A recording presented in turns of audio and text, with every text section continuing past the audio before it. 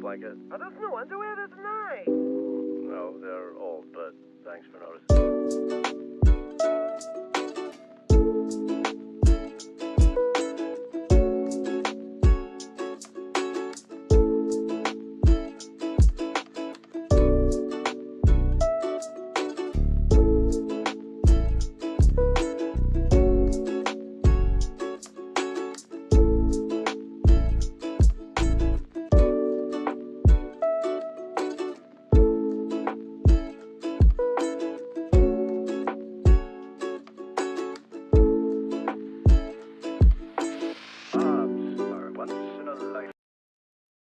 All content is brought to you by our Patreon subscribers. For $3 a month, you can help keep the lights on at From North to Wharf. We appreciate all of your ongoing support. For all your North to Wharf merchandise, head on over to our shop at fromnorthtowharf.threadless.com.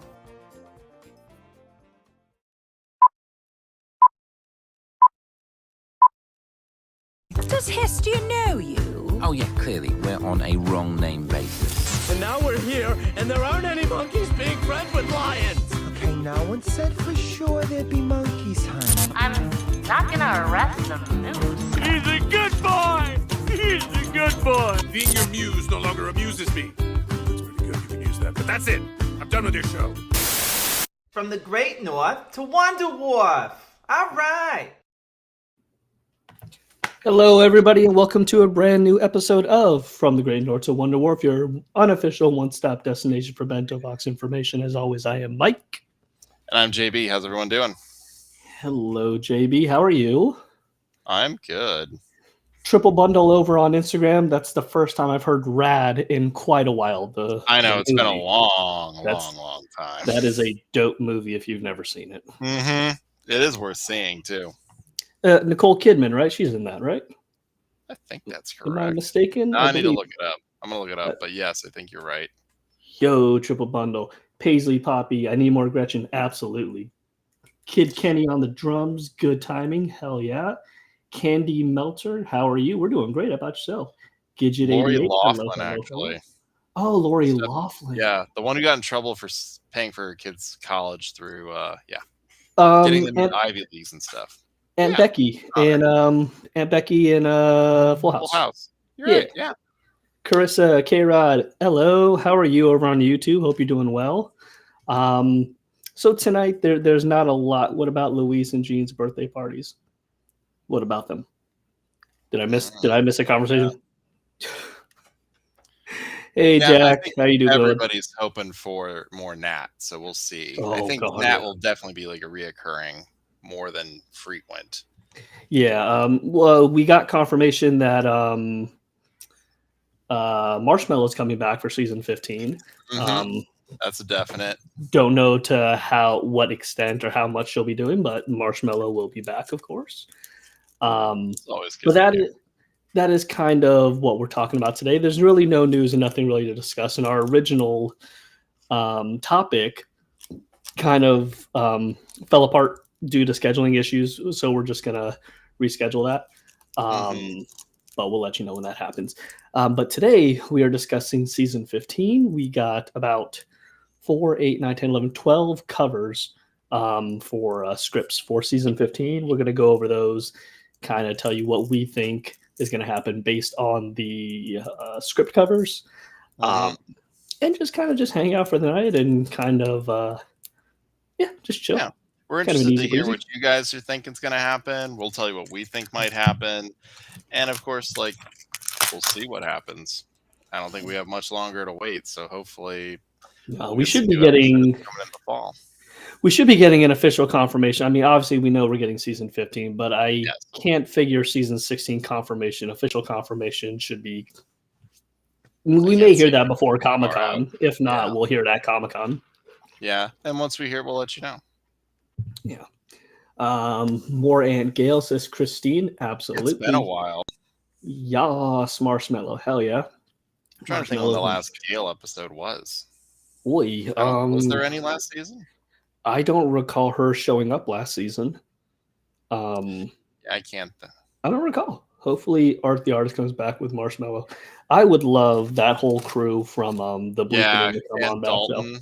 Yeah, Dalton did come back. He made his one appearance when Teddy did the Palette restaurant. Yes. Yahoo says she appeared in season 14. Where? We don't remember. Tell us where. I'm trying to look at him right now to see where she was. I don't recall Gail having any kind of substantial showing in season 14. Some big. Oh, was she in the Picklorette? Yeah, she was in the Bachelorette episode, but nothing like she's usually had. Yeah. Usually she has a little more of an impact in an episode than that. She asked for the shells for the oysters. I think that's about it. Vic is kind of cool. Hopefully I nailed that. More gays, please. Yeah, can't go wrong there. Can't go wrong there. Jack says that Gail showed up with one line. More drag queen cameos. Yeah, I'd agree with that. We've pitched quite a few that we'd like, but nobody I'm listens. Sure Simon Chong would definitely have some say on that, since he's watching the RuPaul's Drag. If you had to pick one queen to be on, JB, who would you pick? I'm gonna pick Nina West because she's from Columbus, and there is some connection already. So I would think that maybe that would happen. Let's see. I'd love to see Robert, aka Maskface, in a Point Break spin. Yeah. I'd like to see an episode where Ron is helping the Belchers thwart Hugo. I don't think we've wanted an episode from Ron's perspective for quite a while. We've also loved to have an episode where Ron's doing something, maybe even if it's just a surprise party for Hugo that literally no one wants to go to, but Bob's just like, I'll just do this to help out. Maybe get Hugo's soft side comes out. Paisley says Bob the Drag Queen.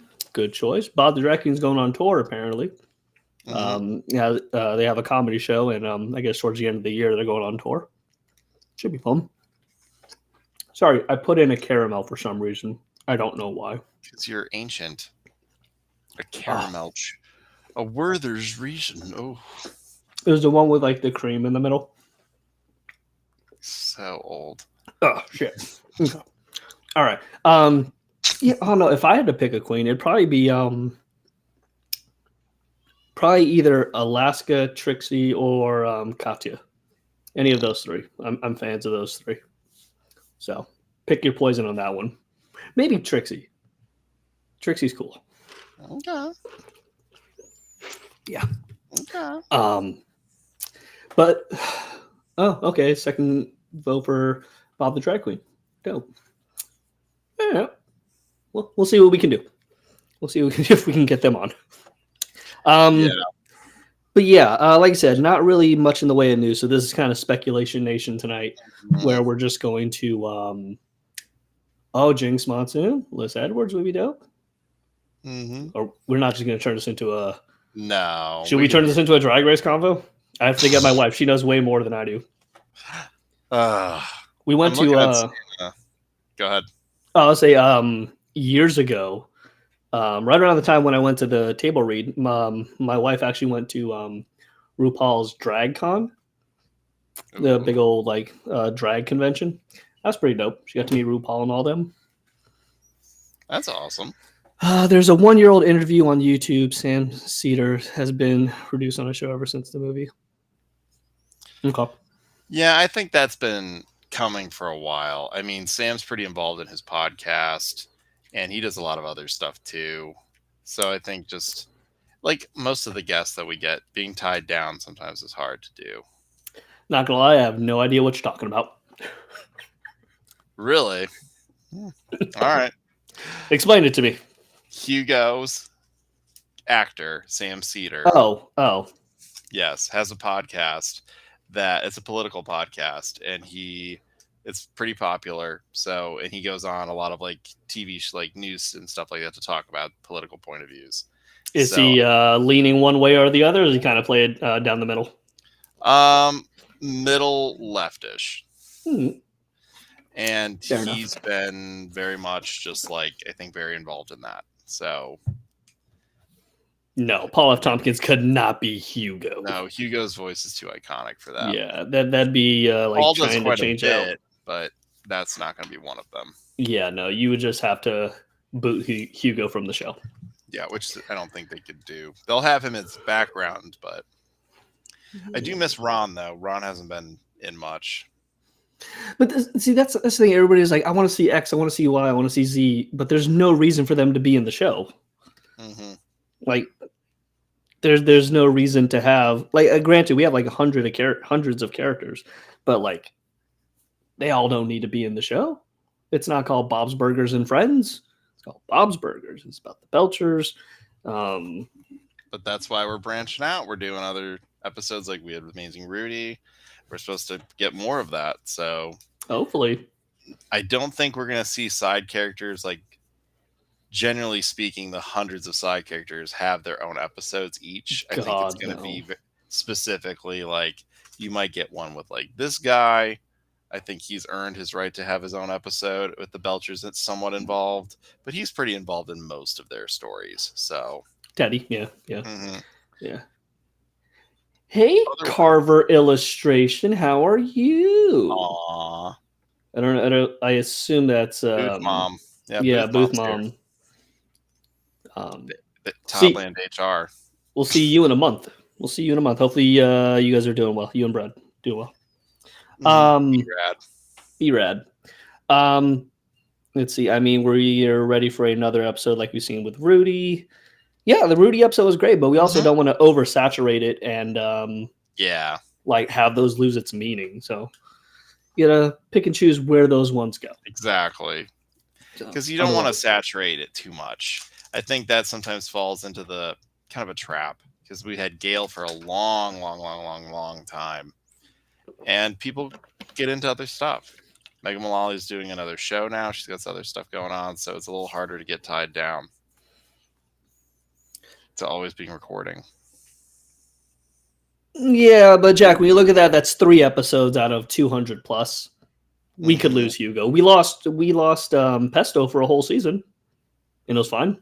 Marshmallow was gone for quite some time. Marshmallow's gone for a good long while. They're fine. So we could lose anybody except for the Belchers and be fine. I think that's just a fact. All right. Give me Jocelyn episode. She needs one. I don't know if she's good enough to carry a whole episode. I think that's the hard part. I mean, it could be fun to kind of like see the world through like Jocelyn's perspective.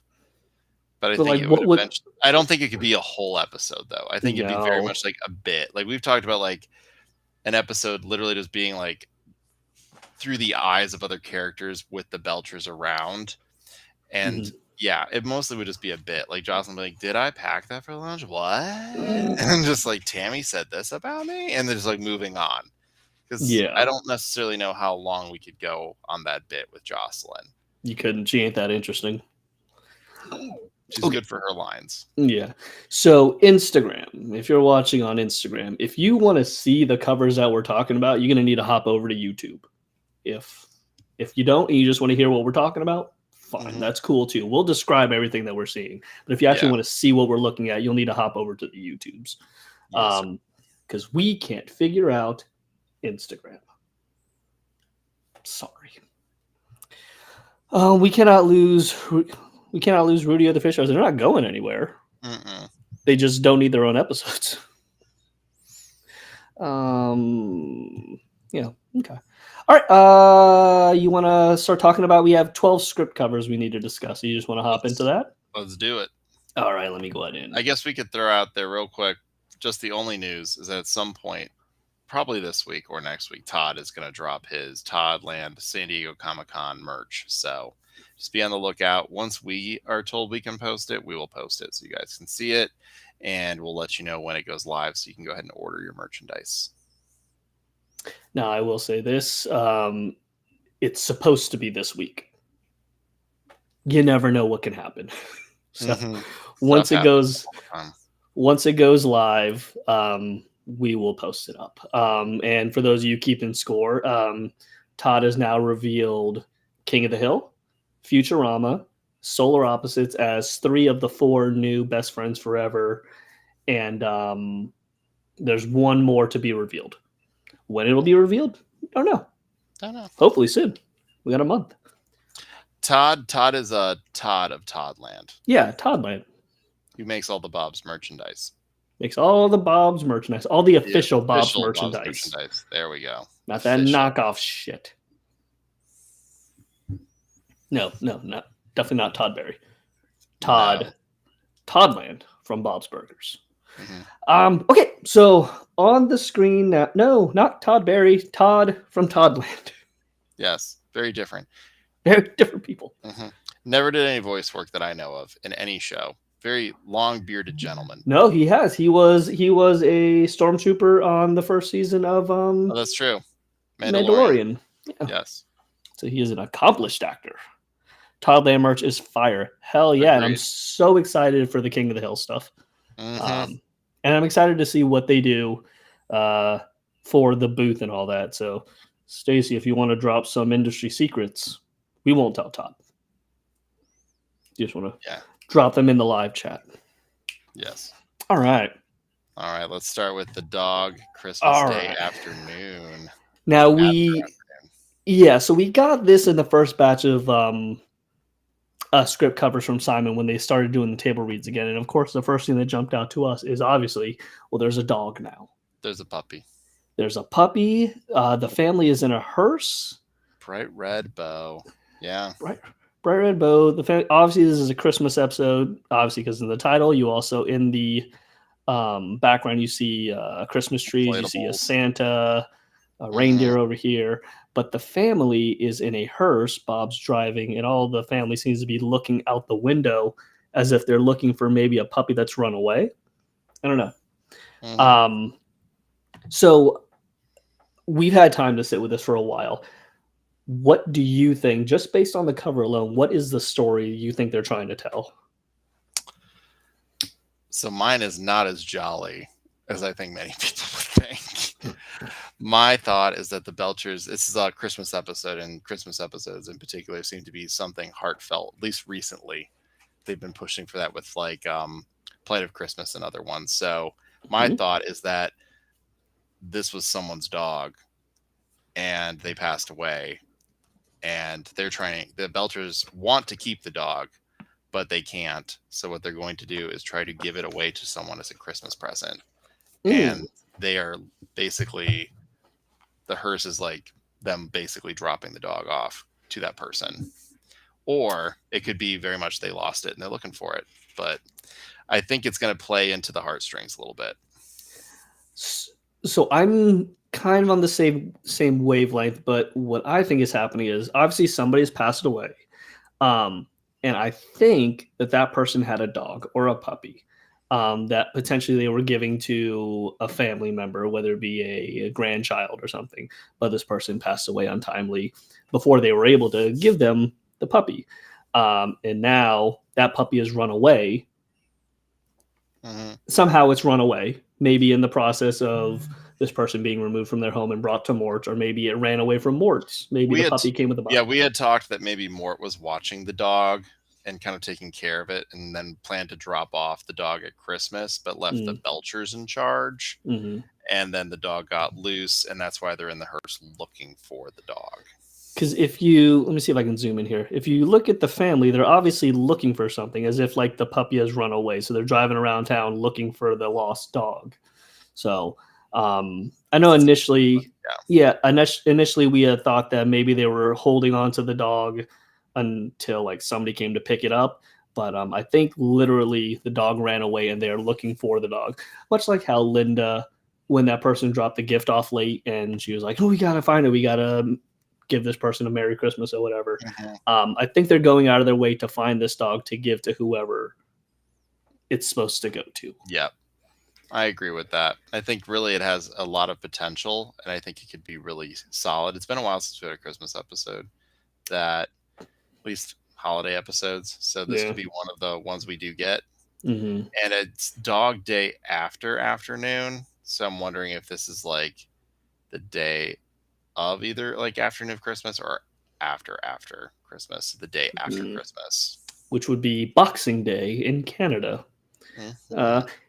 Josh over on YouTube. Hello, Josh. Hope you're doing well. We're just discussing the script covers for season 15. But that's what we're thinking as far as this cover goes. Chat, what do you think? Yeah. Do you think there'll even be a B plot with this one, or is it just going to be straight up no need? If our guesstimations are correct, the only B plot I could see would be potentially somebody watching the restaurant. Maybe Mort is watching the restaurant while the Belchers are out doing this, or maybe they've shut down the restaurant and then we cut back to Mort doing his business because clearly they have the hearse for some reason. Mort isn't using the hearse for some reason. Plus, the Belchers have a car, so why are they in the hearse? Yep. Curious about that too. Yeah, so... Well, maybe it has to do with the tires. Bob never gets the tires changed. That was his gift to Linda, but they never get it done. So maybe his car is just snowed in or something, and Mort has his like in a garage somewhere. K-Rod says, whatever happens, I need them to sing Weekend at Mort's. Well, the way this is looking, they are not spending any time in Mort's. They are out and about in a town with houses we've never seen before. Clearly we're like in the suburbs or something. This doesn't look like what we normally see from Seymour's Bay. No, so these houses remind me more of Calvin's house. They'll Yes. be mansions. I wonder if it's that side of town. Yeah, because I mean, obviously these people have like yards Plus and lots stuff of and trees, trees. yeah, and decorations. Maybe this dog is going to get delivered to one of the old gentlemen from the Ginger Boom episode. What if it's the prize this year? Oh, what if it is? Oh, hopefully they like the dog. That'd be sad. Cello Phoenix says, can we get an Andy and Ollie based episode? Why not? I wouldn't mind a Pesto-centric episode. Just like the Pesto family. Maybe the Belchers and the Pestos go on a trip or something together. Or end up together against their will. Oh, snowed in somewhere, perhaps? Yeah. Why do I get the feeling that the kids, probably Louise, or by her orders to Tina and Jean, to keep the dog to themselves as their part in wanting a pet for the holidays? I could see that where they want to prove that they can do it. Maybe they took the dog for a walk and then it got loose. To prove, they always seem like they want to try to prove that they can take care of it, but Bob knows them well enough to be like, you guys can't. I could see that. They better never get a dog. It's not a good idea. No. Just for the dynamic of the show, we better never get a dog in the show. And the B plot I could see also is Teddy looking for this dog as well, possibly in his truck while he's plowing snow, seeing if he can find it. I mean, the big thing, what if this dog is for Teddy? No. Just throwing it out there. I couldn't see that. I mean, well, he's as far as we know, he's still with Kathleen, right? What if it's for her? So this is Teddy's dog?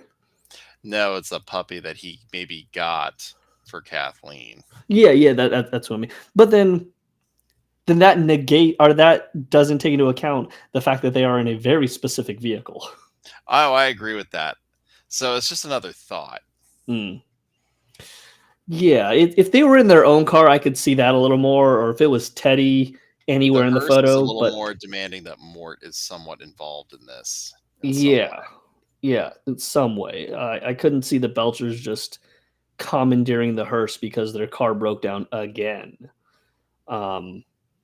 We've already done that, but you never know. Any other thoughts before we move on to the next one? Rudy doesn't need a puppy. Rudy doesn't need a puppy. Plus, he'd have to split between households. That's not gonna be Yeah, that's not a good thing. Question if Rudy's allergic to pet dander. He probably is. Yeah, probably. He's allergic to everything else. But no, there's I mean, just look at him. absolutely no room for a pet in the Belchers household or on the show. It ruins the dynamic. Should we move on to the next one? Let's do it. All right. Boogie Days. The Jaws Clearly, poster. which is weird because obviously playoff Boogie Nights and then playoff the Jaws poster. Mm-hmm. Now, obviously, this isn't going to be based on the movie Boogie Nights, for those of you who know what that movie is. No, but- this looks particularly like Louise is into boogie boarding. Yes. I don't know what, other than Luis boogie boarding, I don't know what to make of this. Not in particular. I could see maybe it's, I mean, Louise doesn't look like she's wearing any protective gear or anything like that. Potentially, well, I mean, what maybe, protective gear would she have on? well, do we know if she's a great swimmer? I didn't know she could boogie board, to be honest.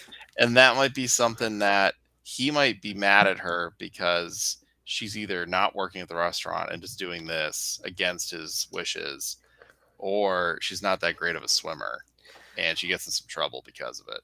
Well, I would see your idea, and I would raise you the fact that he fired the children so they could have a life. So I don't think he'd be terribly upset if she took up an extra hobby. He gets mad when Tina has to do, well, Tina works. That might be part of it. Yeah. But yeah, whenever their kids get involved in like after school activities or something like that, he does get bent out of shape for that. Let's see. Renga wants to know, is it a beach-themed episode with Luis? Potentially. I mean, at the very least. So. Yeah, at the very least, she's boogie boarding.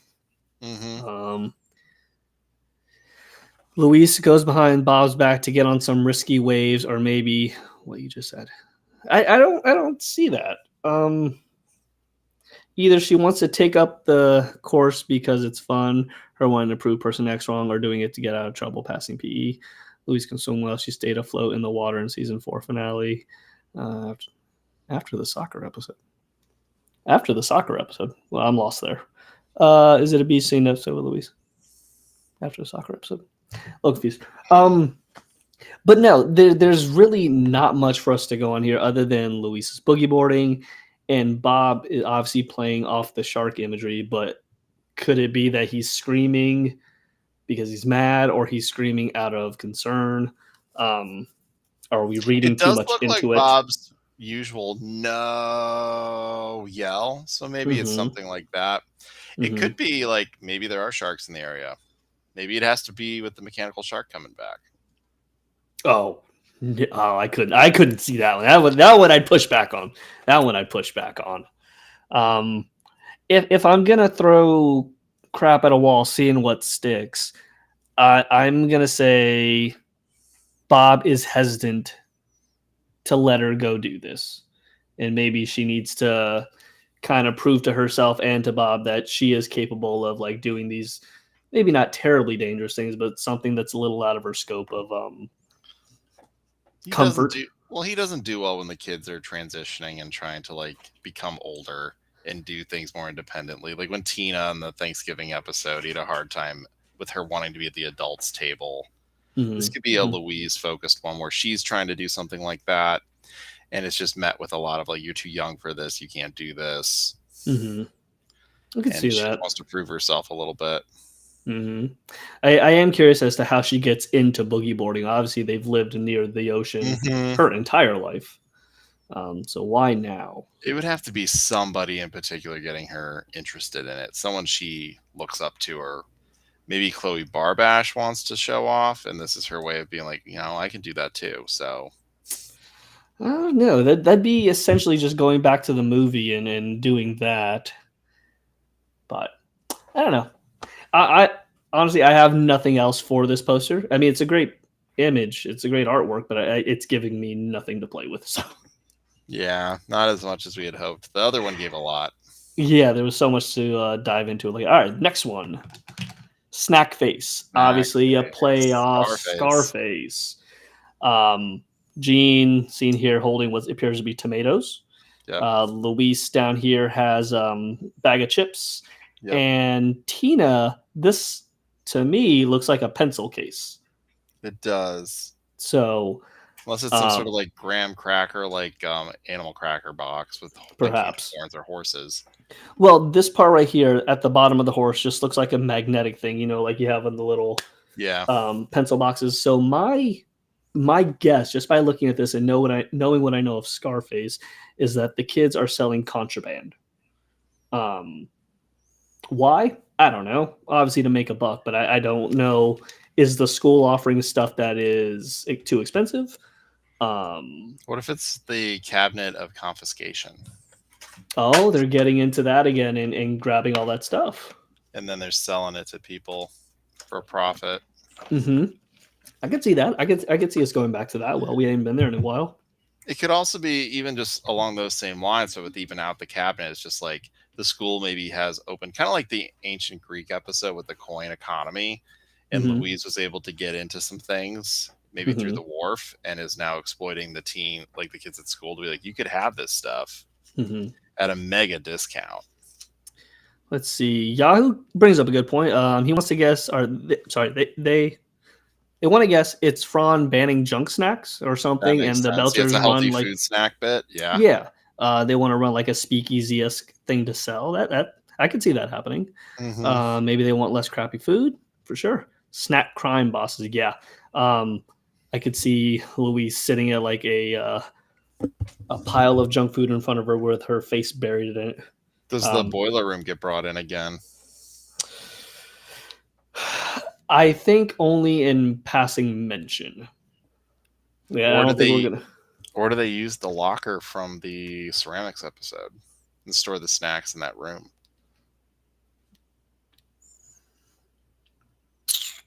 Like basically, you knock on the locker and one of the kids opens it and sells you. Oh, so kind of like a drive-through kind of thing. I could see that. But then, no, I don't know. I mean, clearly we're on the same page with them selling contraband. And I definitely think it's Louise pushing it. I think Tina might get more upset at the basis of like her pencils and things not being sold, or you're not allowed to use them anymore. So then she gets into the business. But I think Louise probably starts it. And Gene, 100%. I'm not sure. He's just got tomatoes. He seems like he's not really sure what's going on. I want to think Tina is hesitant like she usually is until Jimmy Jr. finds some value in what they're doing. And she's like, oh, if Jimmy wants it, then maybe I am on board. Yeah. Carla says Fron bans certain foods and the Belcher kids go into business. Hey, no. Hey, that's what we're all thinking. So no, that's what we're thinking. And I think it could be fun, honestly. I mean, there's nothing wrong with this. The enforcer totally would be Zeke. Yeah. Taking people down. I think it's very clear that at the end, though, that they will be involved with cocaine, though. It's the only way this story plays itself out. So. Probably pixie sticks or something along those lines. But yeah, so I think it's not just snacks. Obviously, we have Gene. I think this is just a red herring. He isn't going to be dealing in fruits. He's also holding fruits in front of Yeah. Yeah, those are very strategically placed. Ooh, yes. LeBon seems like she has a sweet tooth and could be bribed. What if she is part of it? She's like, LeBon's, just let it slide. Yeah, maybe they're selling to everybody. Maybe it is like Ambrose. Everyone's involved. The only one who doesn't know is Frond. Like everyone else is in on it, including Selbo, all of them. That'd be fun. Yeah. Oh, shit. Oh, wait. We got a little zoom in here. Yeah, I definitely think that's a pencil box. But yeah, so clearly it's not, personally, I think it's not just snacks. I think they're selling just contraband in general because we have fruits, we have snacks, and then we have whatevers. So yeah, I think that we've kind of landed in the same ballpark as far as that. Okay, oh, you're right. I agree, Taylor. All right, let's head on to the next one. Like a candle in the gym. Yep, Elton John, Candle in the Wind reference. Now, here's what... It's interesting because there's some random characters in this. Go ahead. It is, very much so, but I think that helps my theory. I think the kids are stuck at school during a storm. That's why we have the gym coach here. That's why we have the candle. Obviously, they're on a coastal city, so they're used to hurricanes and stuff. The kids are trapped at school. Bob and Linda have to weather the storm. Yeah, so I think she's on his shoulders because there's flooding, and he's holding her up to keep her dry. So I think they're trapped at school until like their parents can come get them. But the power's out. That's why they need a candle. That's why they're stuck in the gym. That's why we have the gym coach here. I don't know. Blevins, yeah. This person right here isn't ringing a bell for me. It's Megan from the Wharfie episode, but that would mean maybe Jessica's going to be back too because they were part of that group. So why is she here? Why is she central? I'm wondering if there's some sort of like story or something that maybe she was told that gets people thinking that there's something else going on, and maybe it's Coach Blevins is involved in some way. So similar to the zombie episode in the Great North. Yes, that's what I'm thinking. Okay, I can see that. I mean, clearly it seems like she's telling a story and they're all listening intently to her. Obviously, Coach down here has his shifty eyes. Because she's into like the cryptos and stuff like that with Wharfie and things. Maybe she brought up that he's a werewolf or he's something else or that something is up and they think that he's suspect to all of it. Mm-hmm. Let's see me go through the comments here. Nice to see Megan returning. Yep. Hopefully with Megan returning, Jessica makes return as well. Power's out, so candles. Great minds think alike, Taylor. A Wharfie angel. Angle, maybe. Oh, Wharfie angle. Okay, bet. Jessica also appearing like Candle Jim, Abby Jacobson, voice of Megan. We'll have to see. Yeah, we would think so. But we'll have to wait and see. I think Princess Diana died again, and they wrote a song about Princess Diana died again? Huh? No. She only died once. It might be 50-50 on Jessica returning with Megan there. Jacobson has a bit right to roll. JK, hi, Ron. Oh, okay. I was like, yeah, that's fine. I don't know who wants to talk Christine, but Princess Di died a long time ago. That's a whole different show. Yeah. But yeah, that's my guess is we have a power outage. Kids are trapped at school. She's telling a story, perhaps the scariest story. This could be a Halloween themed or Halloween time frame episode. I'm saying this is a Halloween episode. It's kind of like the Island episode was spooky and kind of its own thing. This might be one of those episodes. Yeah, I could see that. And I stand by Bob and Linda going through town. It's flooded. That's why she's on his shoulders. Yeah, Ranga, exactly what we're kind of thinking. The lumber zombies and that episode in particular kind of rings a bell that it could be fun, honestly. Especially if they go into different rooms of the school that maybe like behind the gym, like the locker rooms and stuff like that. And there's a secret passage or like where Coach Blevins' office is. There could be a lot of stuff that could be fun. And it also allows us to bring in the kids. So we could definitely get like Zeke, Jimmy Jr., Andy, Ollie. We could probably even get Daryl somewhat in there. We know Rudy will be there and Zeke and Jimmy, but we'll see what other ones show up. It could be a lot of fun. Yeah. All right. But yeah, I agree with Christine here. It definitely feels like a fall time episode.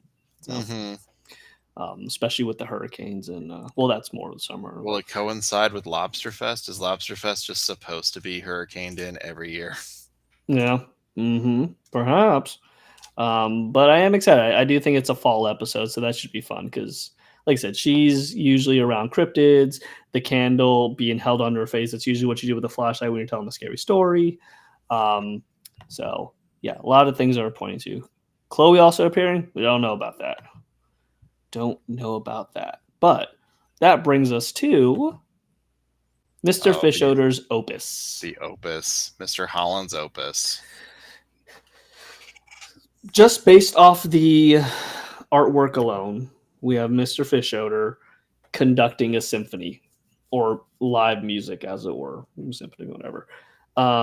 Is Fishoder writing his own musical bit?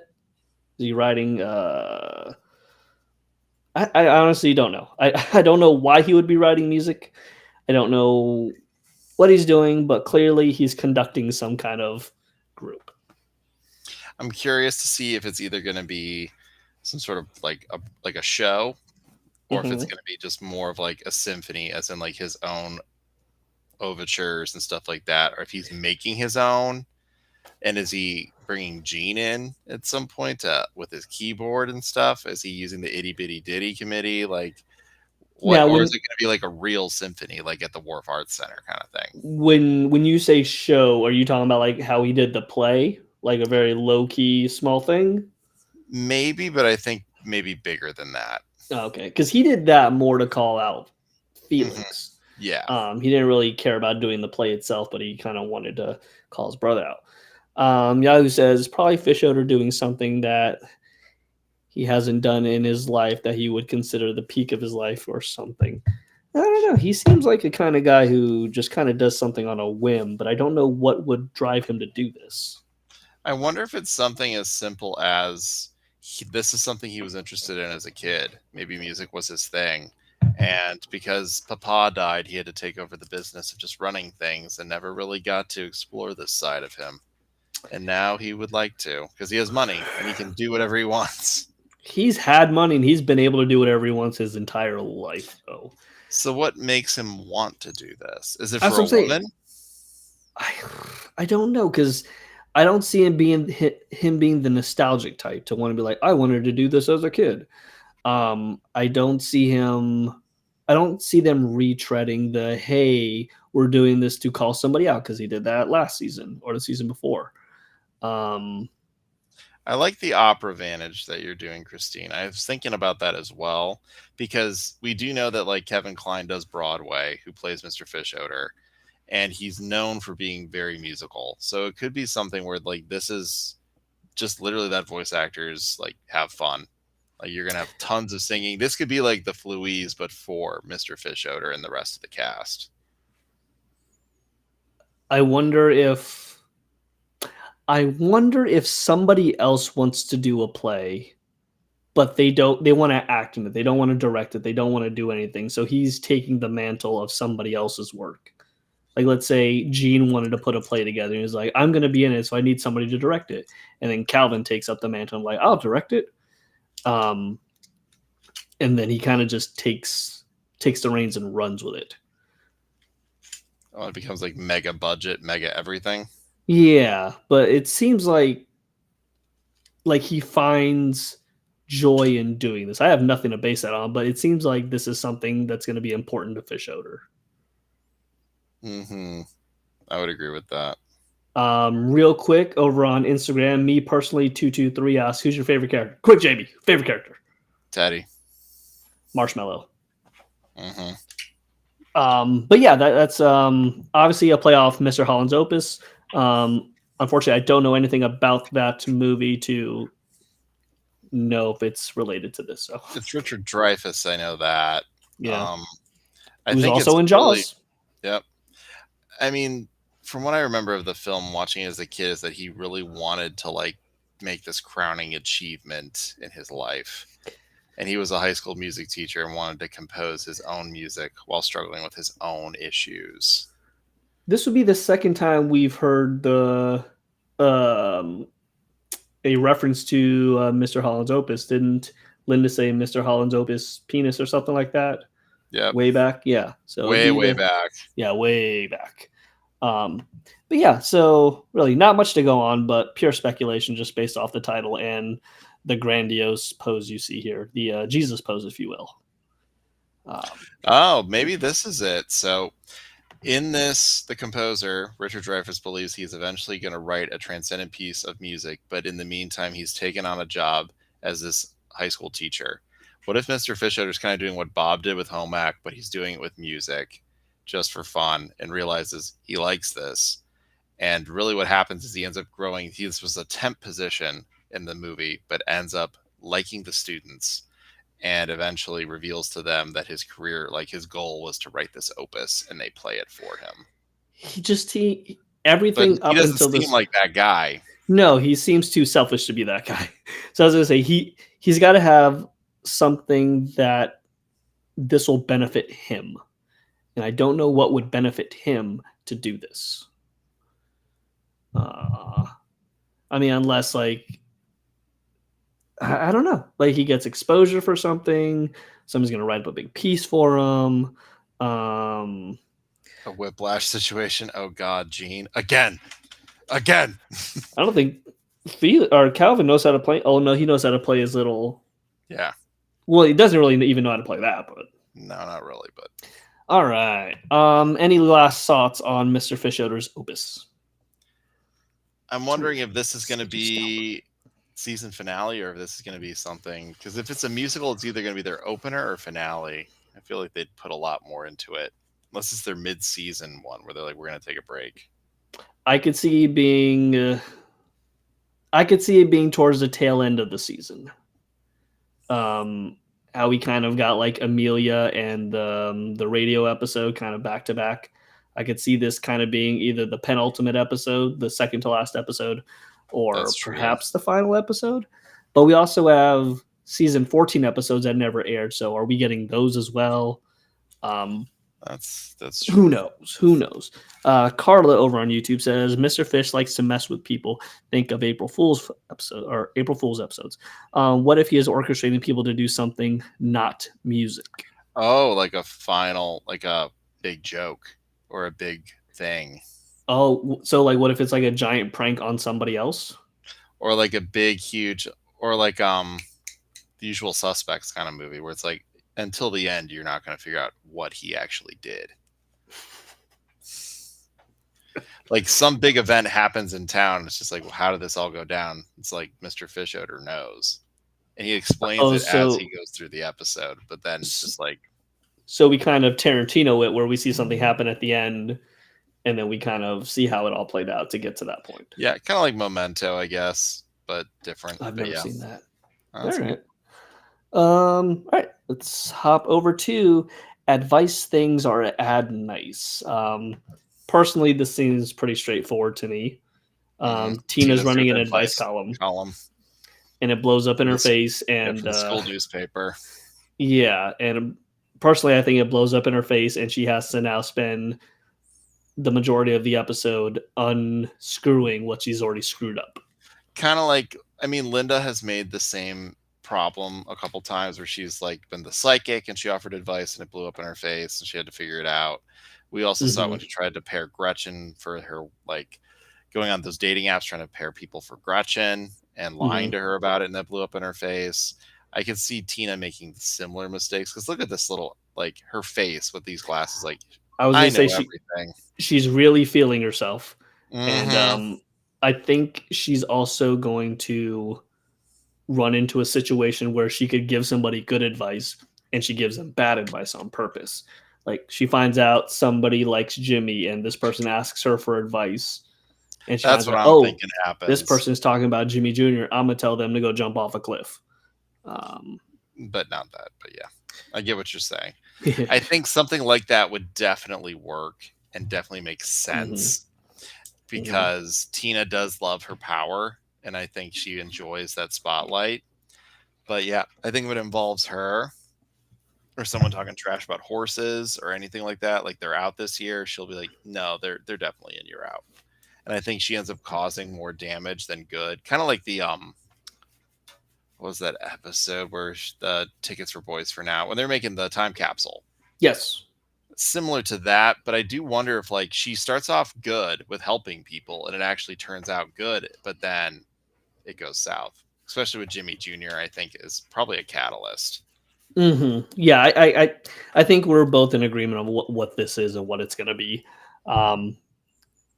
Just this smug little look of like, hey, I know what I'm talking about. You should listen to me. And it's weird to see Tina with eyes this small. I know. We haven't seen him in a while. I don't like it. No. All right. Unless you got anything else, I'm gonna go on to the next one. So, like, Yahoo brought in that like Tammy could be part of this and wants to one up her, maybe makes her own probably advice column or something, like dueling ones. Wouldn't that essentially just be the babysitting episode again? Yeah, I think we need another baddie for Tina. Yeah. And I think maybe it's Jimmy Jr. I don't know. I don't think she'll have a. I think her enemy in this episode is going to be herself. I don't think anybody's going to be playing off her. I think this is just going to be her spiraling, and much like Christine said, like when she had the carnations, she kind of lost her mind, going in with the best of intentions, and then find out she's banana sandwich. So that's what I think. I wonder if it is something where she gave advice to someone and she didn't know it was about Jimmy Jr. And then the girl asks Jimmy Jr. out and he says yes. And then it blows up in her face. And then she tries to sabotage the whole thing, but ends up actually helping it out. And then has to make a decision where she's like, I have to own this. Yeah. Or I have to like tell him that I like him and deal with this. Yeah. Well, he definitely knows. Yes. But yeah, I think it's. I think we're in agreement at the very least that she gets in over her head and kind of screws us up. So, all right. Just rest it. Okay. That brings us to Wild Stallions. Wild Stallions pun, yeah. Yes. From I Bill and don't. Ted's. Oh yeah, I didn't even think of that. Holy Yeah, shoot! Bill and Ted's Excellent Adventure. Yeah. Yeah, because they were the Wild Stallions. Mm-hmm. Okay, so obviously, if we're going off the title alone, the big standout is the word steal. Yep. Did somebody steal a horse? Did somebody steal one of her figures? Are we getting another question odd episode? I definitely either think it's going to have to do with horses in general, but I'm thinking Jericho is going to make a comeback. Okay. I think we're going to see Paul Rudd in this episode. Yeah, I think if you have a horse episode, you got to have Jericho in it. At least, yeah. Hopefully not her chariot doll. Yeah, I'm not sure. I don't think they're going to bring that person back. I don't think Bronconius is coming back or any of that stuff. So you think we're dealing with a real horse? She does have her horse Porcelain. Mm-hmm. It could be something like that. It could be like maybe that figure was from like Lily or something, and it's been taken, and she's not sure where or how or what happened to it. And maybe this phone call. She seems pretty dreaded on this phone, like doing that. Mm-hmm. So I'm curious if maybe someone has taken it and they're like ransoming it off. Or conversely, Tina stole something. Ooh, what if she did steal a horse? Not like a figure or like maybe an equestrian horse that she should not have taken. Because this face kind of screams to me like, oh my God, sorry. This face screams like, I know what you did and I saw what you did and I'm going to tell everybody what you did. She doesn't seem, she seems scared, not concerned. Yep. So yeah, I don't think we're dealing with real life horses. Personally, I think we're dealing with a figure, whether it be an equestrian or, like I said, porcelain figure or anything like that. But I now think Tina's the one who steals something. It almost looks like though I know what you did last summer with the phone. Like that face of just dread. Like I know I watched you, I saw you do this. Now what are you gonna do to make this right, or what are you gonna do to keep me quiet, kind of thing? She doesn't do well with this stuff at all. No, Tina does not. Guy who says, I mean, Tina isn't the type to steal stuff. Hey, she also wasn't the type to drink the margarita mix or use the emergency cell phone. Well, what's a little horsey figure? I mean, this could be something at just like at a garage sale. It could be something where she's like, they're going to get rid of it anyway, Tina, so just take it. I could see Louise totally just being like, they're going to throw it out. Just take it. Or maybe Louise stealing it for her. I don't know. But I don't think the Belchers are on. I don't think the Belchers are the victims in this episode. I think they are the dirty, dirty thieves. Yeah. But I'll be interested. This is Wiley's episode, so I'll be interested to see what ends up happening with it. I should just ask him.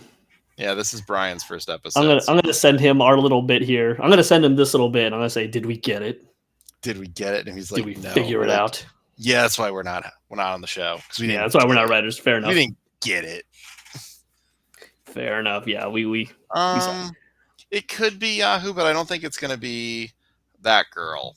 I think it's going to be somebody like Sismita or Daryl or someone else seeing her do this. Or a new character in general. It doesn't have to be a name we know. It could just be someone else. Duncan, I could see definitely like Sasha doing that. I don't know. I don't see him like threatening her like that. Is it Henry Haber? No, he doesn't seem like the threatening type. He seems like an asshole, but he doesn't seem like he's the threatening. Totally random question. Are you ever going to do Great North trivia? We've done Great North trivia. We did, yeah. And nobody showed up. We had a lot of fun with it, but no one We came, had a blast. which sucked. We even had, I think it's on YouTube, we even had Wendy and Lizzie Molyneux send in questions for you guys. It was a lot of fun. He's gonna keep. He's just gonna keep doing it. He's not. But yes, stop. we did Great North trivia. We had questions submitted, video questions from Wendy and Lizzie. Super fun for us. Nobody. We're really hoping that when we go out to San Diego this year, that the fans show up for the Great North, because then we can actually start doing more stuff with it. Yeah, we love it. It's such a good show. But yes, Christine, that's my answer to that.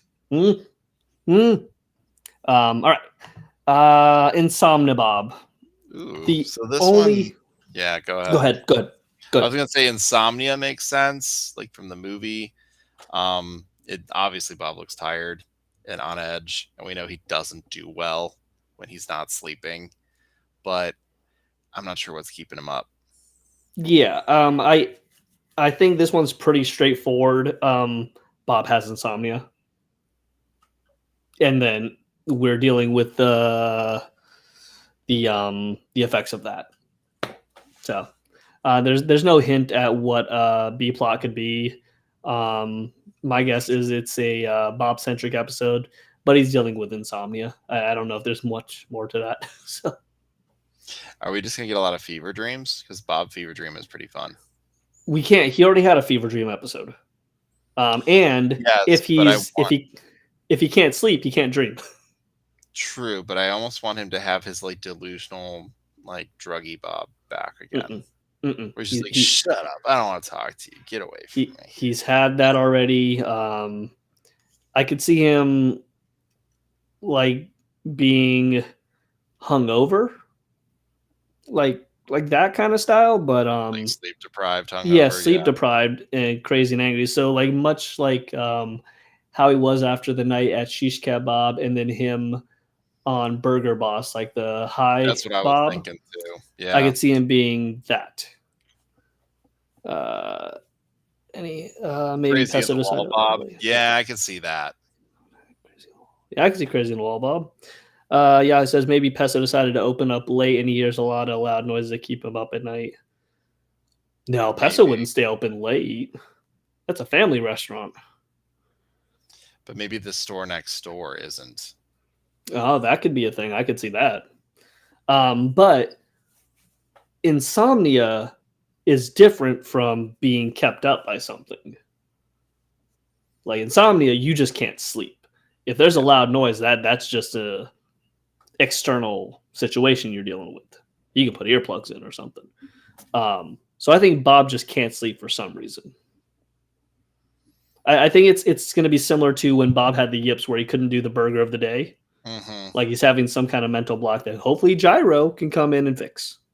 That'd be great. It's been a while. Yeah. Jack says, or Bob has a nightmare about the death of his mother, Lily.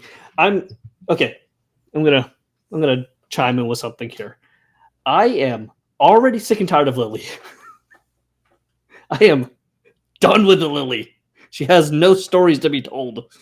I'm done with Lily. I'm done with Big Bob too. Neither of those characters. We've met Lily. We know her backstory. We saw her as a baby. I just don't. I personally don't need any more Lily content. Perhaps I am in the minority with this, though. I think it's more or less we don't want it to tie to absolutely everything. Yes. Because seems like now everyone wants to shoe it in. And yes. We don't need to make up for lost time. We don't need to find out everything about Lily and how she fits into everything. Because remember, it's just a little different now with media. Like, as weird as it sounds, movies, even like 20 or 30 years ago, just ended. There was no ending. It just stopped. And you had to create your own and interpret that. And that was kind of the joy of it. And a lot of directors are like, I did that on purpose so that you could, did he live or not? Your choice. Like Drive did this and people either loved it or hated it. And Sopranos did it. I mean, that's one of the greatest shows ever made. And it's just kind of like, that's part of it. We know Lily's background. We know a little bit about her. And really, it's just kind of like, create what you want with her. Like, she's this character that is important to Bob and to the kids and Linda and everybody else. But like, we get snippets of it. We don't need the whole story. Because then it becomes like, well, that's not what I thought she was going to be like. Yeah. If you start... Yeah, if you start having those blanks filled in for you, then you're going to be nothing but disappointed. There are many interesting Lily stories. Probably not. Maybe a previous relationship with a teenage Lily and Calvin, so Bob has a secret half-brother? No. God, no. That's too much. God, no. That's way too much for the show to even take on. And now we have to deal with teenage pregnancy? No. Yeah, that's a no-no. And with it comes to like these relationships and stuff like that, we're shoehorning her in to have a relationship with some character on the show now. It's too much. Yeah, we don't need... She wasn't there for 13 seasons. We don't need to spend the next 13 putting her in everything. Like, it's simply enough as just a line of like this ornament on the tree. That was one from my mom. I made it with my mom. Enough. And that's good. We don't need more than that. No, Big Bob isn't in everything. So why does Lily have to be? We get it. We got her backstory. We got more of her than we do of Big Bob. And nobody's clamoring to see more of Big Bob. I think more or less it's really just slowly integrating it is fine. It doesn't have to be this like submerse, get everything involved with that. And perhaps maybe the rest of the fan base wants that. Maybe they do. Personally, I would not want to see that in a million years. I think it's just better sprinkled. Really, it is. Like, that's one of those episodes that we love so much, like Plight and all these things like that are important, or that moment in the movie is so important. Like this moment right here in the pin is so important. It's because it was the first time. Now if she's in everything, it loses that. And it's not that important anymore. Mm-hmm. It's not that crucial. Mm-hmm. It's like, that makes sense. Like it loses its whole impact emotionally, which is like when he makes those statements, like those ears were made from like my mom. That's impactful. Mm-hmm. But if it's just kind of like, nah, whatever. She had a hat like that. I made it for you. And we know that it's not really that impactful anymore. It loses it. The more we get of something, the less important it becomes. Well, the less cool it becomes. Like Ginger too. Everyone wants to see Ginger. Yeah, it would be. But then people will be like, oh, that's not what I thought she'd look like. Or that's not what the voice I thought she'd have. And also... you just don't do anything with it. Sorry. Go ahead, Mike. And also, if we see Ginger, then what? Then you're gonna have there's nothing special anymore. There's nothing for you to write your own story about. So we don't need all the answers to every single question. Like, will we find out who Mrs. Pesto is? I don't know, and I don't know if we necessarily need to. We don't. I think it made sense when Jimmy wasn't there to try to find like who's going to take the restaurant and all this stuff. But to kind of make it work, but Jimmy's back, so we don't have to even do that anymore. And not for nothing, even when Pesto wasn't on the show, he was in the background, so he was there. I mean, obviously we didn't hear his voice. Yeah. So, not everything needs to be with a backstory. Yeah. Some gifts are fine. just given in the box. Yeah, that's because if we have all the answers, then we don't get fun fan speculation like what we do here. And not for nothing, but I'm not stopping this just because we have all the answers. Nope. No. All right, on to the next. The Lost City of Atlantic. So this is definitely making fun of Atlantic City, isn't it? Clearly making fun of Atlantic City. The family's in New Jersey. Atlantic City's in New Jersey. Why are they in Atlantic City? I don't know. I don't know. And it doesn't even need to be them in Atlantic City. It could be there's a casino in town somewhere, or even on one of the islands. Could be. It could be. It could be like maybe the casino's called like the Lost City of Atlantic, or maybe So yeah, you're right. Maybe they don't actually go to Atlantic City itself. My guess is that this is a road trip for the family, and Bob and Linda they're like a casino hotel thing. The kids are stoked because there's a pool or whatever, much like they were in Florida. Florida and the mutiny on the Windbreaker. And Bob and Linda kind of do their thing at the casino, and then hijinks ensue. Let's see. Gale gambling. I think that'd be fun, honestly. Gale gambling would be fun. Jack, any advice on how to meet the fan base's expectations? You'll never meet the fan base's expectations. You have a billion fans with a billion different ideas. That's why, and that's the hard part, and that's why you leave it ambiguous so that everyone can have their own interpretation and thought about it. Otherwise, you will destroy half the people's expectations, and you'll only make like 10% of them happy. So you leave it ambiguous. You allow other people to make their own assumptions. Plus, if we knew what the fan base wanted, we'd be a lot more successful at this. So don't ask us. Yeah. Luis needs to gamble. I think.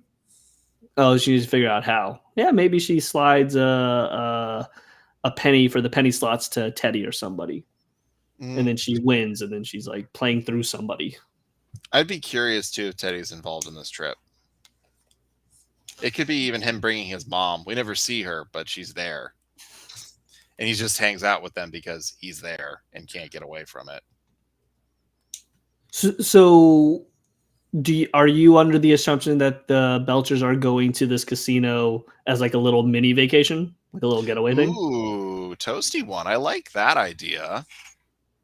And it sinks? The boat and it sinks. That's why it's the Lost City of Atlantic, because it sinks. Okay, maybe. There's a whole thing back in the day where like gambling wasn't legal on city grounds, so they would do it on boats. That's why they still do those boats, like river cruises and stuff. It could be something like that, like Calvin's maybe running one of these. Oh, maybe it's like the maiden voyage, and he needs people on there, so he invites everybody, and it could be a fun one with all the neighbors and stuff. So Gretchen, all them involved, Edith, Harold, and it's not going well. It's sinking. Maybe which Belcher though? What if Bob is actually really good at gambling? I could see that happening. I could see that. I don't see the sinking part. I can't wrap my brain around that bit, but I could see Bob like being really good at it, and then maybe Calvin's like, all right, this was all just a test. You didn't actually win anything. Give me my money or something. I love another question on episode or a horse-based one. That's a light, fun one. Her figure broke in the band. Yeah, it looks like we're getting a horse episode. So it does. I'll be curious to see how it plays out, but yeah. But I do think I like the idea of it being a casino on water. It could just be a casino that Calvin's running. It could also be on an island. I do think that it's going to play in it. Slots are definitely on this.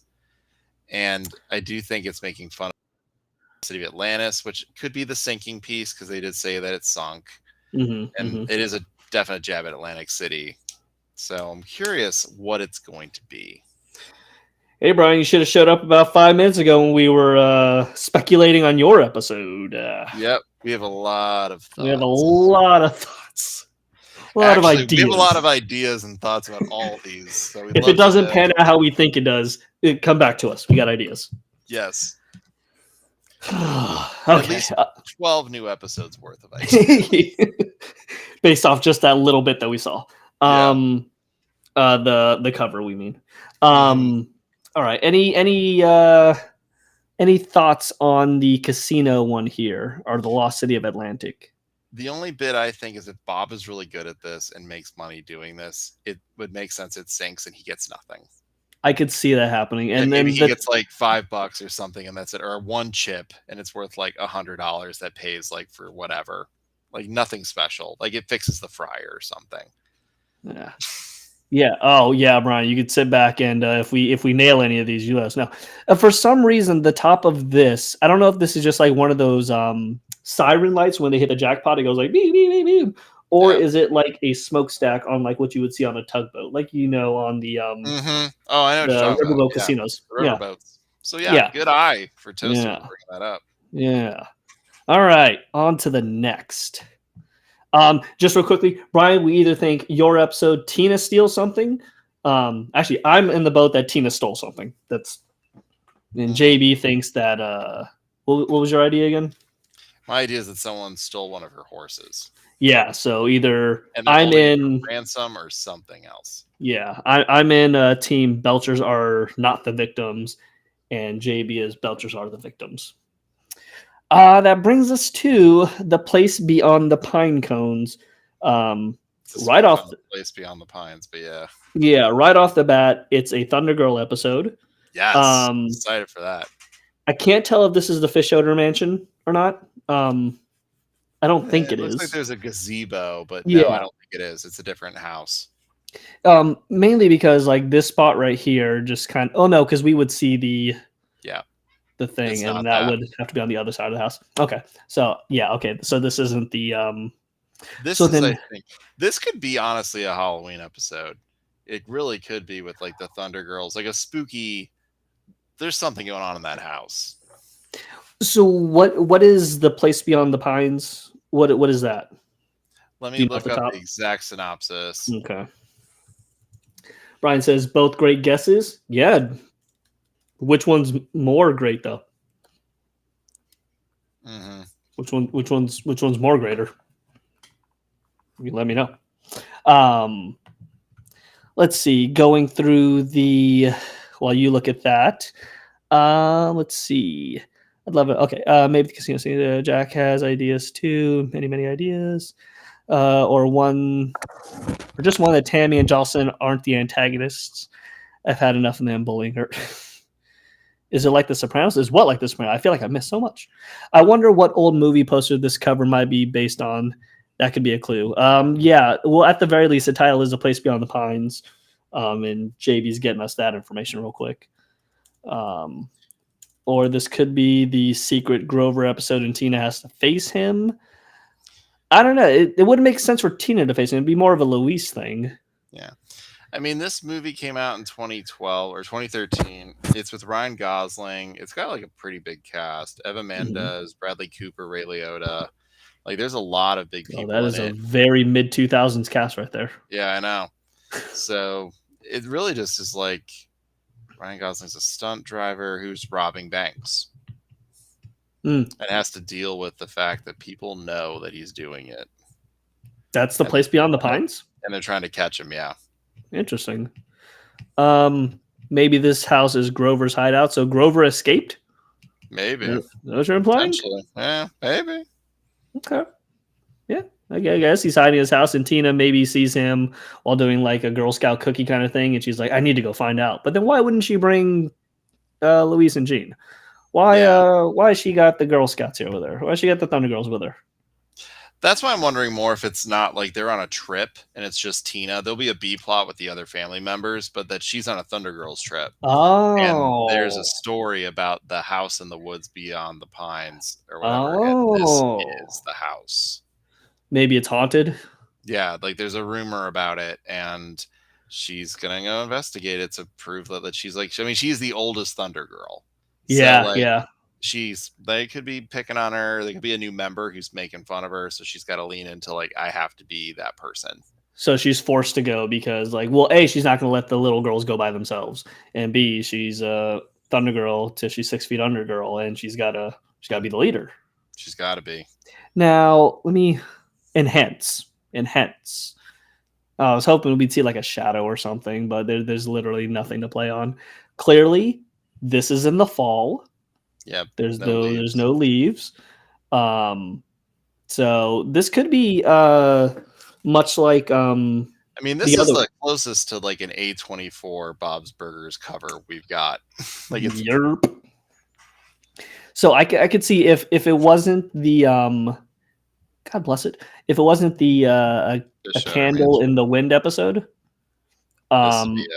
this would be my pick for the October Halloween vibe. Yeah, episode. maybe the candle one will be more September during hurricane season kind of thing.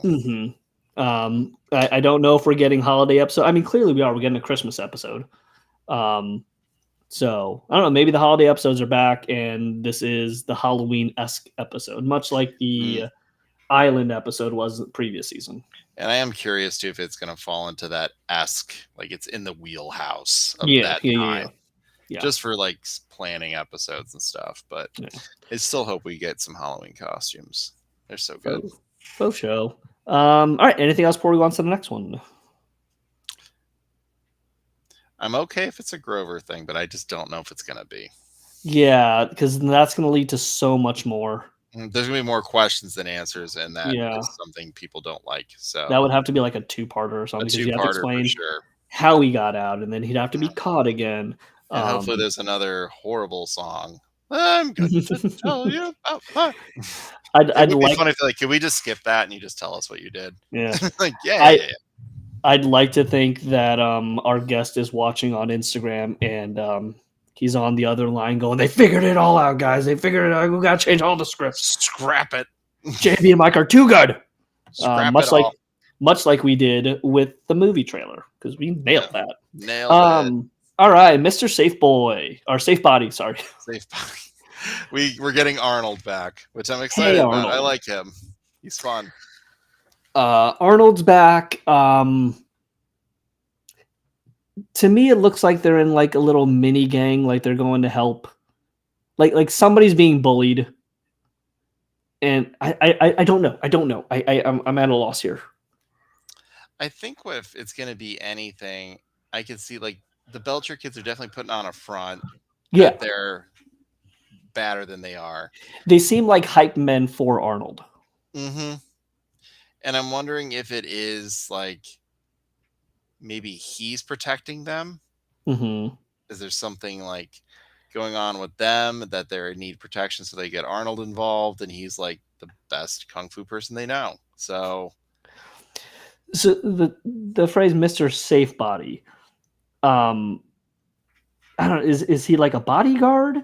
Is he protecting somebody? Are they protecting somebody? Is he offering protection and they're like, for lack of a better term, his pimp? Like, are they like, will you can hire Arnold, but we collect the money. That's our thing.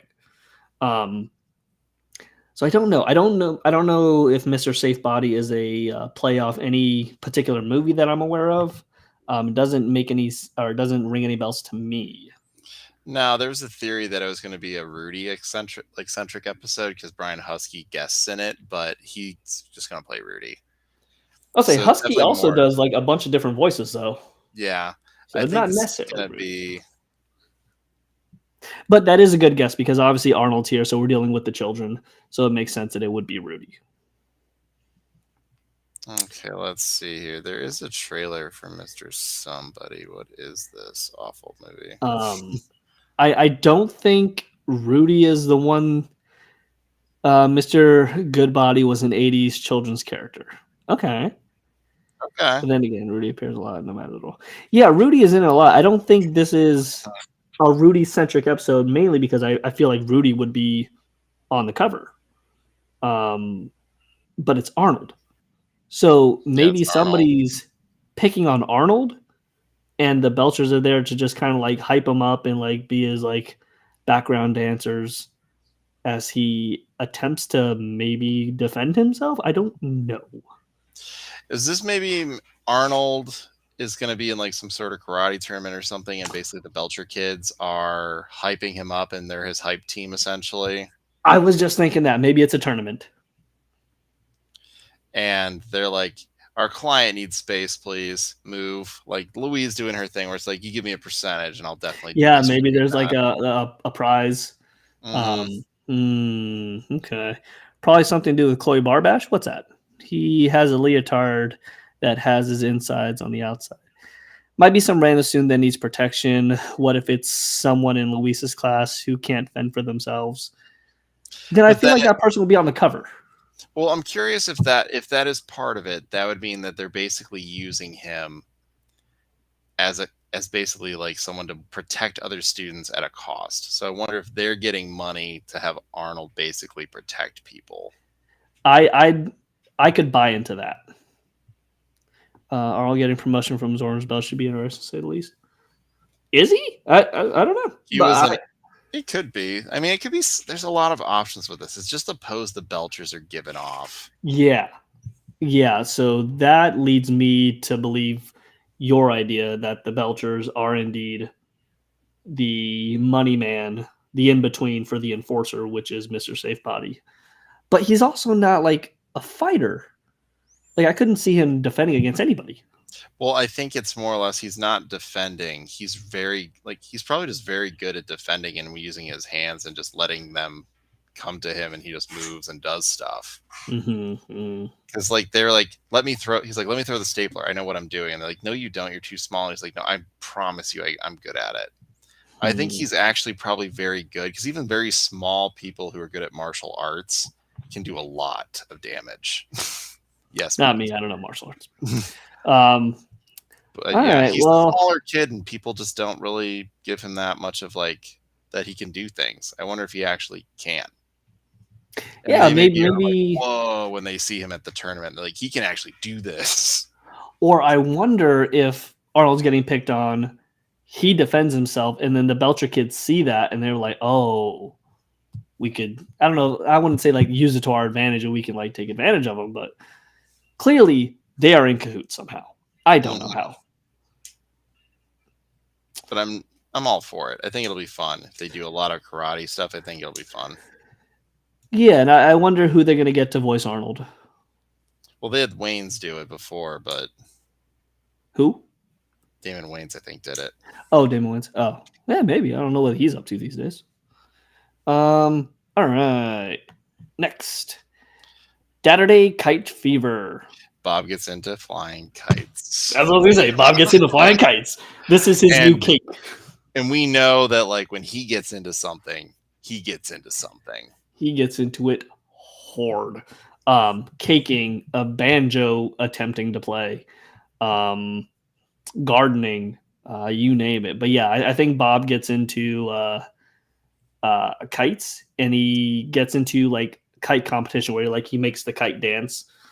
I actually think it's going to go even further than that. I think Bob's Burgers is like the burgers in general are going to suffer. Burgers of the day are not going to be written by the kids and Linda, and he's going to be so focused on making kites. Like he was with the paper airplane folds. He's going to get real into it, and it's going to be his whole thing. I do think maybe the fresh feed guy comes back because in the competition we might see him. I don't think he's going to say anything. But that's what in camera was saying. Yeah. But I think it'll be an Easter egg thing. And I'm kind of curious if he ends up making friends with a group of dads who do this. Ooh. And they're just like, oh, like it's kind of like when he started hanging out with Gyro and they're like, Mom, you married that guy. Like it's just, he's not like he's wearing open-toed shoes. Like he becomes that thing. Oof. And I wonder if this is like a Bob, this has got to stop. Like you can be into this, but not that into this. Yeah. Clearly we're on the same page with Bob gets into kiting. I don't think it's a Father's Day episode. I don't think so. I know we haven't done one. It's been 5 Mother's Day and no Father's Day episodes, but we don't need a Father's Day episode. They usually make fun of the Father's Day. Like even in Mother's Day when Bob's like, what about Father's Day? Like that's like the last holiday we think about. Yeah. Let's do an Arbor Day episode before we do a Father's Day episode. I think more than anything, this will be just kind of a fun exercise for Bob, and I do think at some point Teddy may have to say something like, "You've changed, man." Yeah. Yeah, I think this is caking 2.0, but with kites. I'm really actually hoping with Teddy as well, we get the "You're Bob Burger, not Bob Kite. You don't do kites, you make burgers." And be like, "Teddy, for the last time, my name's not Burger, it's Belcher." What? I didn't hear you. You're talking crazy, Bob. That'd be hilarious. You're Bob Burger, not Bob Kite. Yeah, that'd be hilarious. Like, Teddy, we've been over this. I am not over it. Or like maybe like on his like final competition, like the cord snaps and like his kite goes flying away, and then like it kind of snaps him out. Like, whoa, ooh, the spell's been broken. He's just screaming and stuff like that, and literally, Teddy brings him a burger, and he's like, "I get it now. I'm not. What happened?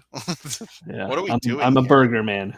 Maybe he kites with other dads. Yeah, I think that might be where we're leaning towards, Taylor. I think you're right. Spends less time with the kids, spends more time with them, and it causes problems. Toasty's saying another special interest takes over his life. It's the tism. Kind of. Yes, perhaps. All right, that brings us to the Dead Poets Society. Plays off the Dead Poets Society. Now, here's what's got me confused about everything. Now, obviously, we got a puppy. Here. Now, I don't know if I'm reading too much into this because I assume if the boat's upside down, so is this the bottom of whatever body of water they're on? Is the boat floating upside down? Is the boat even underwater? There's nothing to indicate that. So I mean, other than like obviously the rust and the grime. So clearly, I think it's underwater. But is it floating or is it just? Well, then this becomes, is this a Belcher Kids treasure hunt episode? Or is it going to be like a mystery episode? Or is the boat just capsized and it's been that way for years? Maybe it's anchored down and it's just been like this after a storm and they want to go explore it. Maybe there's a old story of like treasure on the boat or something. I was wondering if maybe there's a hermit who lives on it and the dog potentially is his dog and he's not doing well, like he's sick, and the dog basically runs out and looks for some help and the Belchers find the dog and have to solve where the dog came from. In camera wants to know, is this Teddy's boat? No. No, that boat burned. Yeah, there's also no seating back here. Yeah. And then this stuff back here looks like something almost like lines. Like lines. Like a fishing boat. You would let the nets off the back. Yeah. Good guess though. But yeah, no, I don't believe this is to be Teddy's boat. I saw that too, Toasty. It does read like it is like an old horror font. Don't know what's going on here. But yeah. Sure as hell don't know who this little guy is. But I will say this is the second time we've seen a dog on these dang covers. Scooby-Doo vibes. I'm curious if it is going to be a play on Scooby-Doo a little bit. I can say this much: when the first one came out, the dog day after dogs all go to heaven or whatever it's called, I had messaged time and I was like, you're driving everybody crazy putting this dog on the cover. And he's like, I know that was a purpose. That was done on purpose. So they know that we're losing our mind over this little pup right here. They do. And the Belchers will never have a dog. Belchers better never get a dog. Because you have to either it's already been there and it's established, but it's something like you just don't. You can bring in other characters, but it's harder to bring in. It's like when the Brady Bunch had that like other kid that came in, cousin or something, and they're like, "Get the hell out of here." Because then you got to figure out it changes everything. Backgrounds. Where does this dog sleep? We got to make it have a bed. It's got to have a place to be. In shots, where's the dog? Where does it eat its food? Where do they take it for walks? Where's its leash? It all becomes basically just think about when they brought in the soft serve machine and it changed everything for a little bit in the backgrounds and stuff. This is a moving object. Mhm. that moves throughout the restaurant, has a personality, and definitely is going to be all over the place. So it's harder. If I had to guess, I would say this episode, the Beyond the Pines episode, and the Candle in a Wind episode are all October episodes, or planned to be October episodes. Um, much like the Pines one, the lighting here is clearly shot from like if now I know this is a drawing, but if you were holding a light underneath you to illuminate yourself, like again, telling a scary story, they're clearly lit from the bottom. So are you going for like Tarantino, Pulp Fiction? What's in the briefcase? Light, like it's a treasure of some sort. Ooh. Well, I tried to see what Dead Poets Society was about, and I couldn't find the connection other than No, like there's a boat. It's a boat. Because I think they had like a rowing thing, but Yeah, I don't think there's much to it. no. Okay, Brian, tell us if we were right. He's not going to. I thought it would work. That's on me. That's on me. Any parting ideas before we move on? No, I think that's as much as we're going to get from this one. Roger Dodger. Who Brings should us to the shell game. This one's interesting. It's definitely a fish odor bit. It's definitely got to be 100 or 200-year-old tortoise comes to Ocean Avenue Beach, like by Wonder Wharf. But what does Bob have in his mouth? That's a carrot for certain. But why is he fighting against the turtle? What if he's not fighting it? What if he's feeding it? Oh, I was like, what are you implying? I'm implying that what if this tortoise has become attached to him? Like is imprinted on him? I'm not necessarily sure about that. Like tortoises come in and lay their eggs. What if this tortoise came in, laid its eggs, but won't go back in the water? So Bob is starting to take care of it, or maybe it's wounded or something. He takes care of it. He's got the carrot. And this could be like the bird thing with the pigeon. He gets really into taking care of things. And what if it's something like that? But how does fish odor play into it? Well, it's on Wonder Wharf's beach, so I'm wondering if there's something with him involved. Maybe it's like he's getting people to watch Bob take care of this thing, and he's making money off of it. And he's like, "Well, it can't go back, Bob. It has to stay now. It's an attraction now." I wonder if this turtle is a pet of Mr. Fish, and it's kind of like it's refusing to eat, or it's not doing whatever, and for some reason it's taking a liking to Bob, and Bob's able to feed it, able to care for it, and let's go Calvin's. Back. Yeah, go ahead. I was just gonna say, remember in the Wolf of Wharf Street, the alpaca, they have a petting zoo, don't they, or something that they're something like that. Yeah. This tortoise may be part of that. Could be part of that. So maybe they're looking for the tortoise and Bob finds it? But then they wouldn't give that twist away in the... Is this a Free Willy situation? Bob's trying to rescue the turtle? And free it. Oh. The kids maybe want him to free it because it's old, and Mr. Fisher's like, we're just going to get rid of it. And they're like, what does that mean? And he's just like, we're going to sell it. And they're like, no, you should let it go. And this right here is like a trust exercise? Kind of. Between maybe. Bob like and the turtle? Trying to like coax it out of the pen or something. And he's using the carrot to do that. Taylor saying maybe it's Mr. Fish's pet and he's stealing Bob's veggies. So Bob has his garden again. Yeah, maybe. Yeah, I don't. Okay, so I'm now leaning more. I love your Free Willy idea. I think he's taking a liking to the turtle and he's trying to rescue it. The turtle doesn't want to leave, but Bob is essentially trying to coax it back. And if he's eye level with it, it could be a funny bit. I mean, he could be like, "Come on, we got to get out of here. Get out of the crate." And it's just like not moving, so slow. And he's like, "Oh, I thought this would go faster." For what it's worth, Calvin doesn't. He doesn't look mad. He doesn't look concerned. He looks puzzled. Yeah, he's like, "What is going on here?" So yeah, I don't. I don't That know. Toasty, that's not a bad option either. Fish odor, What's the that? turtle became maybe an endangered species and he can't have it anymore. So Calvin hides it in Mm. Bob's and says he'll pay his rent, of course. Oh. And then Bob gets attached to it and doesn't want to let it go. Oh, yeah. The shell game is about hiding something.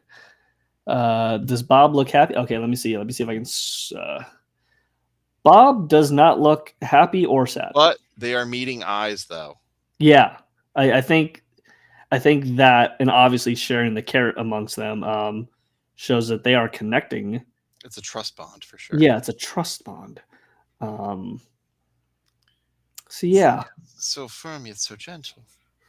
and I don't know why this is bugging me, but clearly his eye patch is white. Bob's shirt should be white too. I'm just saying that's a nitpick. It's just what I noticed. One of his more stained ones. That's all. It's off white. Or do we get Bob in a new outfit? Who knows? Maybe it's his leisure wear. Maybe those are the ripped sweatpants. We just don't see them yet. You know, I think it's a mixture between your Free Willy idea and Toasty's thing, where like the turtle now has to be rescued and they need to move it around before like animal rescue takes it or something. And then maybe it comes to terms like we should just let it go, Mr. Fisher. Yeah. Okay, so Toasty like it's and JB. endangered. Like it needs to like be in the wild and like have potential to have other tortoises, so we should let it go. Yeah, I think those are good. And maybe ones. he's like, "You're right, Bob. You're just right. We should do that." All right, let me kill this screen real quick. Let me double check one thing. Okay, yeah, that was the final one. All right, bet. Cool. Stop sharing. So yeah, everybody.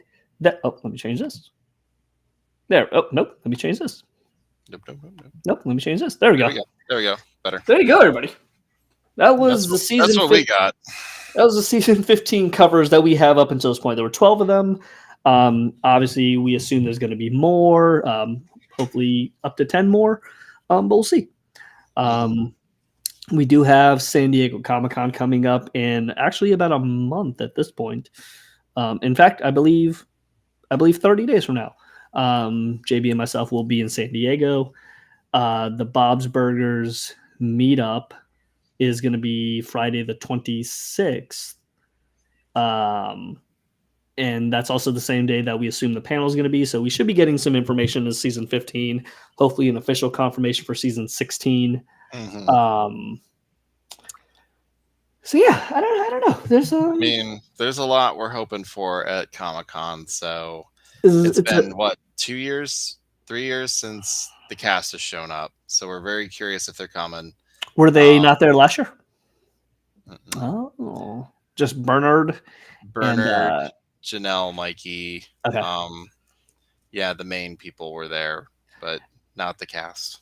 We've had a cast member say, "Hey, see you in San Diego." So we'll see what comes of that. Hopefully, yeah, that'll happen this time. That'd be cool. Yeah.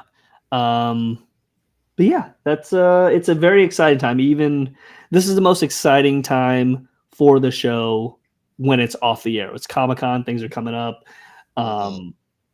Rumors are coming out. We're getting these little tidbits of the next season, and it's exciting to speculate. So yeah, that's what all we're doing right now. JB, anything else you'd like to add? Not really. No. I mean, we'll have more as much as once we get it, we'll let you know. But for now, it's a little bit of just here and there, information wise. Heartsmith Artistry says, "Thank you so much. This was fun." Well, glad you had fun. Just wait till we have episodes to discuss, and then we'll really get into it, or when we do trivia. Oh yeah. But that was another thing. July trivia isn't happening on the show, or maybe we'll bring that and we'll do a live stream from Comic-Con where you all can sit on the trivia and play there. We'll figure that part out. But yeah. Doing 2 in the same month with Comic-Con's a lot because we have a lot going on with trying to get interviews lined up at Con and doing things like that, plus live things there. So it may just be playing trivia with us that night, and maybe we'll just have Adam hold up the camera and play, and you guys can hang out. So at least we'll be involved. Oh, hey, Marlena. Yeah, it wouldn't take too much for us to put up a little tripod and flip on the live and let people sit with us. But we'll be doing that for the meetup as well. And again, just taking you all through Comic-Con, so that should be super fun. Thank you, and hopefully the Comic-Con have more details for season 15. I can all but guarantee we'll get more details. We'll definitely at least get an episode too. They let us watch last year. We watched the OK Corral one. So yeah, how everybody kept the fact that Marshmallow premiered in that episode is beyond me. That seems like huge news. Like, you're gonna see someone here today. Don't say anything. Keep it to yourselves. Like, let everyone else be surprised, like you are right now. So they really pushed it. And I'm very excited and happy that the fans kept it. That speaks to the fan base being as cool as they are. Taylor says, "Now I hope they're all musical episodes." All right, Taylor, you're drunk off whatever you're sipping on. You know, all musical I'm fine episodes. with one every now and then. They're good. In camera, we're definitely getting Marshmallow back at least for one episode. Yep. Jari posted that photo. And people have been pointing out, I think she might have messed up the line. It's okay. We love her all the same. It's I think maybe it was kind of. I think they maybe were just kind of making it their own. Yeah, and that's fine. We love them. Fine. That's our Marshmallow. Do we see your comment above? JB, if Lily got a voice, who would you want her to be? Not Audrey Plaza, not Jenna Ortega. No, God, they're like 15. No. Yeah, I think this needs to be more thought of, because this is like, if you're gonna give that person a voice, it needs to be the voice, because you only get one shot at that. You know, I will say this, and this will be my official answer, is you know who Kevin Kline is good friends with? Yes. Her. It's Bette Midler. Yeah, Bette Midler. There you go. Get her in for like an episode. There you go. All right. For those of you who may not know, we do have a Patreon for $3 a month. You help us keep these lights on, help us pay for this streaming, which is not free. For $3 a month, you get a shout out at the end of every episode. You find out guests 2 weeks before they come on. And you have our forever gratitude. Gratitude. There you go. Unfortunately, we are a small 2-man thing. We don't really have anything to offer you, but our appreciation. No. Unfortunately, not a lot of free time to make extra stuff. We want to. We've talked about doing some small stuff here and there for Patreon. It's just hard. We work state jobs, and the hours are a little unpredictable, and I have a kid now, so that makes it even more complicated. Yeah, I don't have a kid, but I got a bowl of candy, and this isn't going to eat itself, so I got to get through that, and it's a lot of time. But no, it's this is a labor of love that we do here. And if you can't help, that's fine too. Absolutely no harm, no foul. But if you'd like to, Patreon's in the link on all our bios there. We have merchandise at fromnorthtowharf.threadless.com. And then beyond that, I think that about wraps it up, right, JB? Yes, I would agree with that. Okay. Join us next week as we figure out what we're gonna do next week. I don't know. We'll figure that part out. Yeah, well, we figured this out this afternoon. So yeah, it worked out well. So we'll figure out something else. This has been From the Great North to Wonder Wharf, your unofficial one-stop destination for bento box information. As always, I am Mike. And I'm JB. And we will see you next Monday. Good night, everybody, and thank you for hanging out with us. See you guys.